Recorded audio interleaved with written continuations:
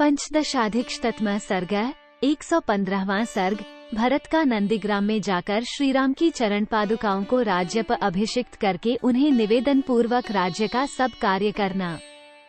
तदनंतर सब माताओं को अयोध्या में रखकर दृढ़प्रतिज्ञ भरत ने शोक से संतप्त हो गुरुजनों से इस प्रकार कहा, अब मैं नंदीग्राम को जाऊंगा, इसके लिए आप सब लोगों की आज्ञा चाहता हूँ। वहाँ श्री राम के बिना प्राप्त होने वाले इस सारे दुख को सहन करूँगा। 2 अहो महाराज, पूज्य पिताजी तो स्वर्ग को सिधारे और वे मेरे गुरु पूजनीय भ्राता श्री रामचंद्र जी वन में विराज रहे हैं। मैं इस राज्य के लिए वहाँ श्री राम की प्रतीक्षा करता रहूँगा, क्योंकि वे महायशस्वी श्री राम ही हमारे राजा हैं। 3 महात्मा भरत का ये शुभ वचन सुनकर सब मंत्री और पुरोहित वशिष्ठ जी बोले। 4 भरत, भ्रातृभक्ति से प्रेरित होकर तुमने जो बात कही है वो बहुत ही प्रशंसनीय है। वास्तव में वो तुम्हारे ही योग्य है। 5 तुम अपने भाई के दर्शन के लिए सदा लालायित रहते हो और भाई के ही सौहार्द हित साधन में संलग्न हो, साथ ही श्रेष्ठ मार्ग पर स्थित हो, अतः कौन पुरुष तुम्हारे विचार का अनुमोदन नहीं करेगा। 6 मंत्रियों का अपनी रुचि के अनुरूप प्रिय वचन सुनकर भरत ने सारथ से कहा, मेरा रथ जोतकर तैयार किया जाए। 7 फिर उन्होंने प्रसन्न वदन होकर सब माताओं से बातचीत करके जाने की आज्ञा ली। इसके बाद शत्रुघ्न के सहित श्रीमान भरत रथ पर सवार हुए। 8 रथ पर आरूढ़ होकर परम प्रसन्न हुए भरत और शत्रुघ्न दोनों भाई मंत्रियों तथा पुरोहितों से घिरकर शीघ्रता पूर्वक वहां से प्रस्थित हुए। 9 आगे आगे वशिष्ठ आदि सभी गुरुजन एवं ब्राह्मण चल रहे थे। उन सब लोगों ने अयोध्या से पूर्वाभिमुख होकर यात्रा की और उस मार्ग को पकड़ा जो नंदीग्राम की ओर जाता था। 10 भरत के प्रस्थित होने पर हाथी, घोड़े और रथों से भरी हुई सारी सेना भी बिना बुलाए ही उनके पीछे पीछे चल दी और समस्त पुरवासी भी उनके साथ हो लिए।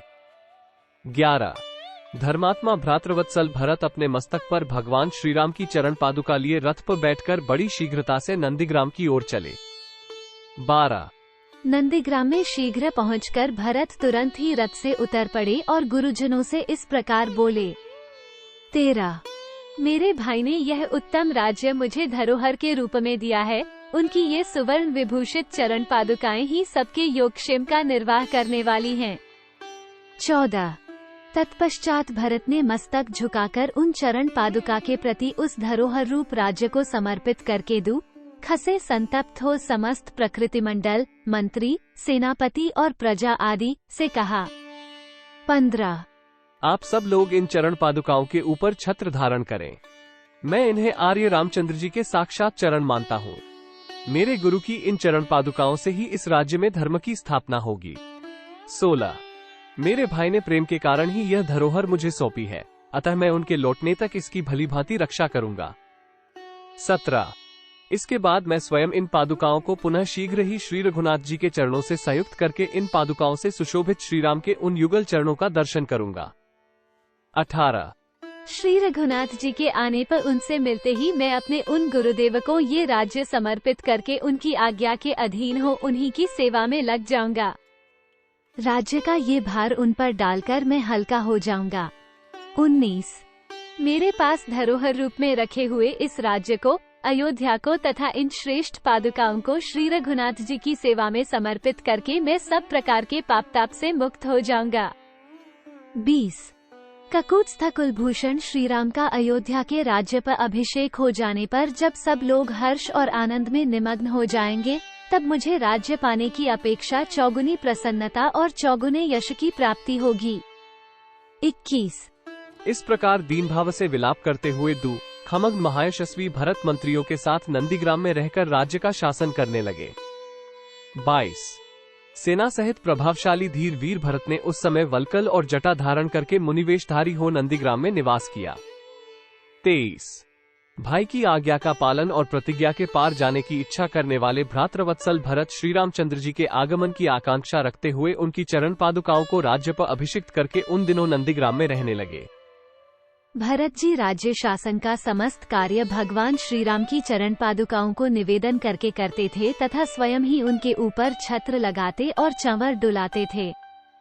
25 श्रीमां भरत बड़े भाई की उन पादुकाओं को राज्य पर अभिषिक्त करके सदा उनके अधीन रहकर उन दिनों राज्य का सब कार्य मंत्री आदि से कराते थे। 26। उस समय जो कोई भी कार्य उपस्थित होता, जो भी बहुमूल्य भेंट आती, वो सब पहले उन पादुकाओं को निवेदन करके पीछे भरत जी उसका यथावत प्रबंध करते थे। 27। इत्यार्षे श्रीमद् रामायणे वाल्मीकि आदिकाव्ये अयोध्या कांडे पंचदशाधिकशततमः सर्ग। इस प्रकार श्री वाल्मीकि निर्मित आश्रामायण आदिकाव्य के अयोध्या कांड में 115वां सर्ग पूरा हुआ। 115।